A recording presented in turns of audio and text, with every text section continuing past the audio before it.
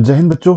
आशा करता हूँ कि आप सभी लोग काफ़ी अच्छे होंगे, स्वस्थ होंगे, मस्त होंगे और सीडीएस की तैयारी कर रहे होंगे। सब लोग तैयारी कर रहे होंगे सीडीएस 1 2023 की, है ना। इसमें तो कोई दो राय नहीं है कि सभी लोग आप अच्छे से तैयारी कर रहे होंगे, है ना। साथ ही साथ मैं सोचा क्यों ना आप लोगों के लिए एक ऐसा सेशन लेके आया जाए जिसमें हम डिस्कस करें थोड़ा एसएसबी के क्वेश्चंस के ऊपर। ठीक है, एसएसबी के क्वेश्चंस में क्या क्या क्वेश्चंस रिसेंटली पूछे गए थे। ठीक, मेरी अभी एसएसबी थी रिसेंटली सितंबर में, सितंबर लास्ट में। ठीक है, तो उसमें मुझे कुछ क्वेश्चंस पूछे गए थे एसएसबी में। बेसिकली डेट कितनी थी, 26 सितंबर। तो उस टाइम मेरी एसएसबी थी, तो इंटरव्यू के जो कुछ क्वेश्चंस थे वो मैं आपसे डिस्कस करूंगा कि कौन कौन से क्वेश्चंस में से पूछे गए थे। इंटरव्यू स्पेसिफिक जो क्वेश्चंस थे वो पूछे गए थे, वो भी related to interview questions. Interview questions related to Indian air force. ठीक है, इंडियन एयरफोर्स से रिलेटेड क्या क्या क्वेश्चंस पूछे गए थे, तो वो आपसे मैं डिस्कस करूंगा आज। क्योंकि देखो एसएसबी भी एक इंपॉर्टेंट रोल प्ले करती है, बहुत ज्यादा इंपॉर्टेंट रोल प्ले करती है आपके सिलेक्शन में। तो एग्जाम निकाल लोगे सिर्फ उससे फर्क नहीं पड़ेगा, अनटिल और unless you clear SSB as well. तो कुछ एसएसबी के क्वेश्चन हम साथ साथ में डिस्कस करते रहेंगे आप लोगों के साथ।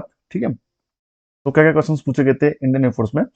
अभी मेरी एसएसबी थी 3 FSB गांधीनगर। ठीक है, 3 FSB गांधीनगर में हम लोगों की जो एसएसबी थी, डेट मैंने आपको बता दी है। तो इसमें क्या क्या क्वेश्चन पूछे गए थे रिलेटेड टू इंडियन एयरफोर्स। पहला क्वेश्चन जो बच्चों जो होता है सबसे पहला, बस वो सीधे होता है, why do you want to join, why do you want to join, why do you want to join Indian air force. सबसे पहले आपको ये क्वेश्चन तैयार करना है अपने लिए। बस ये सबका अलग अलग हो सकता है, सबके रीजन अलग अलग हो सकते हैं। ठीक है, आपको अपना रीजन चुनना है, उसको बताना है कि क्या आपका रीजन, और कमेंट सेक्शन में उसको जरूर लिखोगे आप कि आपका रीजन क्या है, आपका मोटिव क्या है, आपका एम क्या है, why do you want to join Indian air force. तो पहला सबसे इंपॉर्टेंट क्वेश्चन तो यही होता है कि why do you want to join Indian air force. देखो, ऐसे ही अचानक से सवाल पूछ देंगे, पहले कुछ और सवाल पूछ रहे होंगे, फिर अचानक से आपसे एक सवाल पूछ लेंगे कि हाँ, मुझे बताओ कि आप एयरफोर्स क्यों ज्वाइन करना चाहते हो, बीच में अचानक से ही। ठीक है ना, तो आपको तैयार रहना है इसके लिए, पहले से ही मेंटली तैयार रहना है। उसके बाद पूछेंगे, उसका मेरे से पूछा गया था मार्शल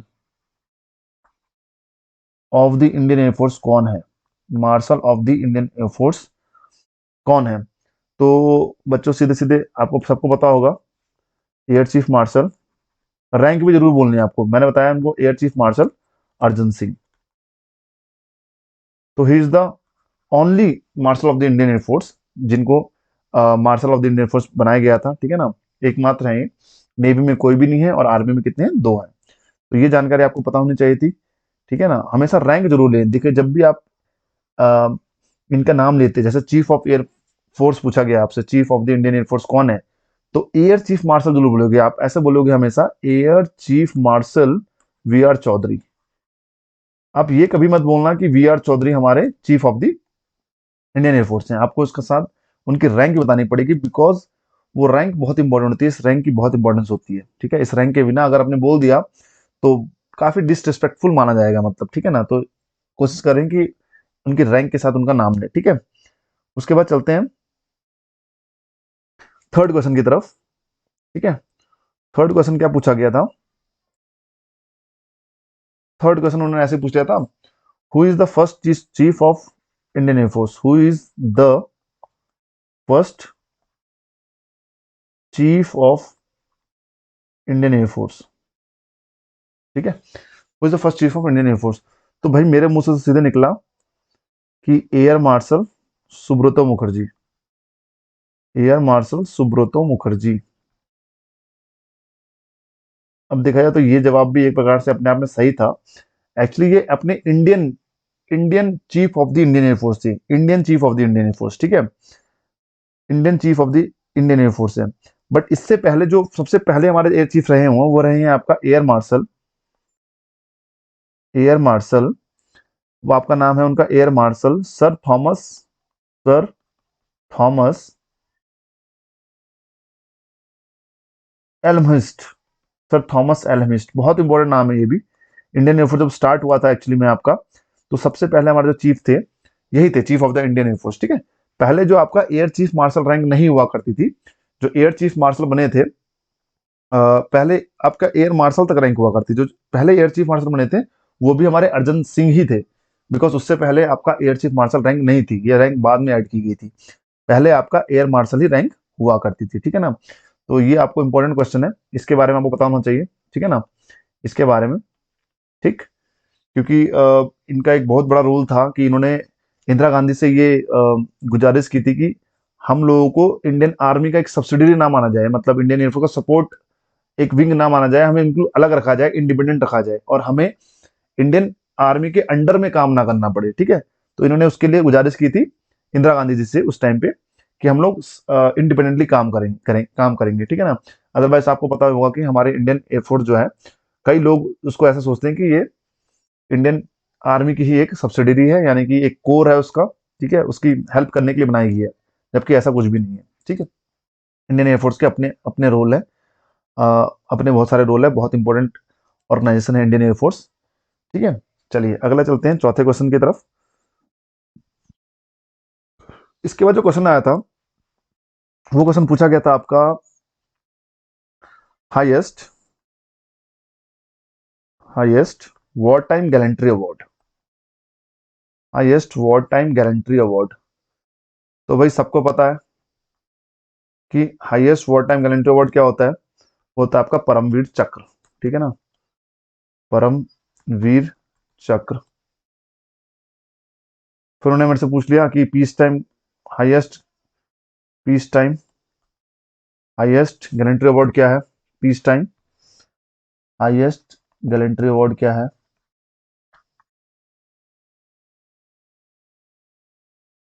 गैलेंट्री अवार्ड। तो मुझे इसका नाम था याद था मेरे को, मैंने सीधे बोल दिया अशोक चक्र, ठीक है। उसके बाद लोग क्वेश्चन पे आए, पांचवा क्वेश्चन उन्होंने पूछा मुझसे कि आपका ये है, जो इंडियन एयरफोर्स है, इंडियन एयरफोर्स को कितने परमिट चक्र मिल गए हैं, इंडियन एयरफोर्स पीवीसी कितने मिले हैं, ठीक है ना। तो मैंने कहा सर ओनली वन पीवीसी मिला है, ये मुझे पता था, याद था, वन पीवीसी, वो मिला है आपको फ्लाइंग ऑफिसर, फ्लाइंग ऑफिसर निर्मल जीत सिंह सिखों, निर्मल जीत सिंह सिखों। आपको कुछ चीजें और जानकारी पता होनी चाहिए आपको, वो जानकारी क्या क्या मैं बताता हूँ आपको। निर्मल जीत सिंह सिखों, ठीक है, 1971 की वॉर में, पाकिस्तान वॉर में, इंडिया पाक वॉर में ये शहीद हुए थे। ये उस समय नेट एयरक्राफ्ट चला रहे थे, नेट एयरक्राफ्ट, ठीक है, नेट एयरक्राफ्ट। और इन्होंने to sabre,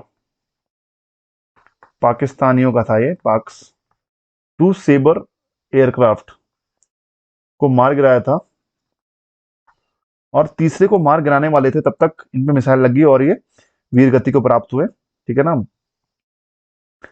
he got killed in action, he got killed in action, ये वीर गति को प्राप्त हुए, ठीक है।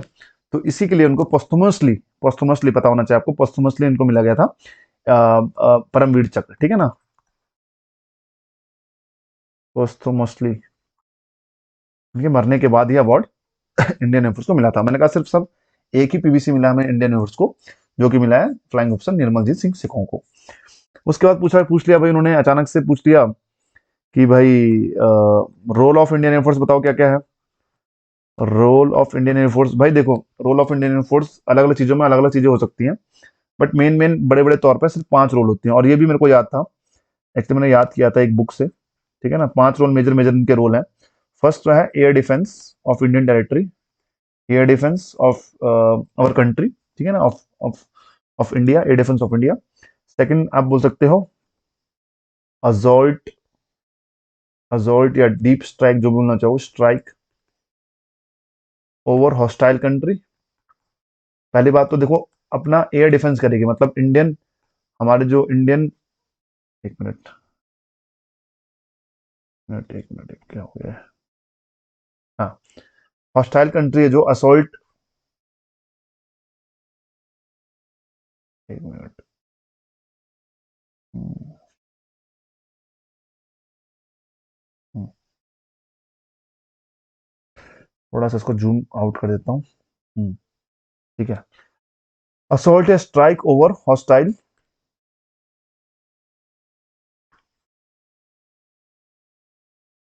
हाँ, हॉस्टाइल कंट्री, कोई हॉस्टाइल कंट्री होगी उस पर अटैक करना हो, ठीक है। थर्ड था ये support, supporting Indian army, Indian army को सपोर्ट देगी, ठीक है। चौथा था इसका पीस टाइम, पीस, पीस।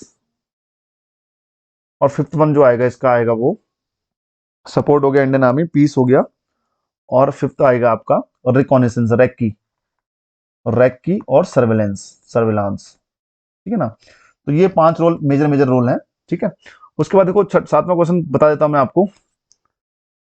सातवां क्वेश्चन क्या पूछा गया था? सातवां क्वेश्चन ये पूछा गया था कि एडमिन ब्रांच के बारे में जरा बताओ, एडमिन ब्रांच में कितने ब्रांचेस हैं, एडमिन ब्रांच की कितनी ब्रांचेस हैं, ठीक है ना, इंडियन एयरफोर्स में कितनी ब्रांचेस हैं। तो आपको पता होना चाहिए इसमें एक एटीसी है और एक एफसी है। ये है आपका air traffic control, air traffic control, और ये एफसी होता है आपका फ्लाइट कंट्रोल, ठीक है ना, फ्लाइट कंट्रोल। तो ये जो बेसिकली है आपका एयर ट्रैफिक कंट्रोल देखेंगे, जो सिविल एयरक्राफ्ट्स हैं या सिविल एरोप्लेन हैं उनके बारे में भी इनको पता होगा एयर ट्रैफिक कंट्रोल वालों को। और जो एफसी वाले होंगे बेसिकली फाइटर एयरक्राफ्ट्स, या जो अपने अपने अंदरूनी एयरक्राफ्ट्स होंगे जो हेलीकॉप्टर्स वगैरह होंगे, तो उनके बारे में इनको उनके साथ उनका रडार से कनेक्टेड होंगी है, ठीक है ना। तो एटीसी वाले air traffic control, civil airplanes भी आ जाते हैं इसमें, ठीक है ना, मिलिट्री भी होंगे सिविल भी होंगे, बट एफसी में सिर्फ सिविल वाले होंगे, एयरक्राफ्ट होंगे, फाइटर एयरक्राफ्ट होंगे, और फाइटर कॉम्बैट हेलीकॉप्टर्स होंगे। तो ये सब चीजें एफसी में आ जाएंगी। फिर बेसिकली आपसे पूछते हैं उसके बाद कि ट्रेनिंग पीरियड क्या है इसका, ट्रेनिंग पीरियड बताओ, ठीक है, ट्रेनिंग पीरियड क्या होगा। तो देखिए ट्रेनिंग पीरियड सिंपल सा बोल देना आपको, सर एएफए में, एयरफोर्स एकेडमी में 1 ईयर की ट्रेनिंग होती है, ठीक है ना। इनकी ऑफिशियल वेबसाइट में देखा है मैंने, ऑफिशियल वेबसाइट में, उसमें तो मुझे पता नहीं था इसका आंसर, तो मैंने तो बस ऐसे ही ब्ला ब्ला कुछ भी बोल दिया। बट इसकी जो एयरफोर्स एकेडमी में 1 साल की ट्रेनिंग होती है, उसके बाद मुझे पता नहीं एग्जैक्टली उसके बाद होता क्या है, बट एयरफोर्स एडमिनिस्ट्रेटिव कॉलेज भी एक एडमिनिस्ट्रेटिव कॉलेज भी है कोयम्बटूर में, उसमें भी कुछ उनकी ट्रेनिंग चलती है, बट उसको कंसिडर मत करना, उसको मत बताना, क्योंकि देखो आपने सिर्फ यही पढ़ा उनकी ऑफिशियल वेबसाइट पे, तो यही बताना है। तो एयरफोर्स एकेडमी में 1 ईयर ट्रेनिंग होती है, ठीक है ना। एयरफोर्स एकेडमी कहाँ है? डुंडीगल, हैदराबाद, डुंडीगल हैदराबाद, ठीक है। तो आई होप आपको ये क्वेश्चंस अच्छे लगे होंगे, आपको थोड़ा पता लगा होगा कि एयरफोर्स के बारे में अगर वो नॉलेज पूछना चाहते हैं आपसे तो क्या क्या नॉलेज रही होगी। मैं बता देता हूँ, मेरा एडमिन ब्रांच था, तो इसलिए मेरे से एयरक्राफ्ट वगैरह के बारे में ज़्यादा कुछ नहीं पूछा। फ्लाइंग होता तो मेरे से पूछते, एडमिन वालों के थे सवाल ये, ठीक है ना। अगर आपको ये सेशन अच्छा लगा है तो प्लीज़ टेल मी कि ऐसे कुछ और सेशन भी आप लोगों के लिए लाए जाएँ या ना लाए जाए ना, आपको अच्छा लग रहा है मतलब अगर कंटेंट, तो प्लीज़ सब्सक्राइब द चैनल और कमेंट जरूर करिएगा, मुझे बताइएगा, सजेशन दीजिएगा कैसे हम इसको इम्प्रूव कर सकते हैं और कौन कौन से क्वेश्चन आपके लिए हम ला सकते हैं ताकि आपको एसएसबी में हेल्प मिले। तो ये तो हो गया भाई मेरी इस वाली एसएसबी का, और प्रीवियस एसएसबी का भी कुछ मैं आपको एक्सपीरियंस दूंगा और कुछ क्वेश्चंस आपको बताऊंगा कि क्या क्या क्वेश्चंस एग्जैक्टली में इंटरव्यू में क्या क्या क्वेश्चंस पूछे जाते हैं, ठीक है। तो डेट्स इट फॉर टुडे, जल्दी मिलते हैं आपसे नेक्स्ट वीडियो में, तब तक के लिए धन्यवाद, जय हिंद।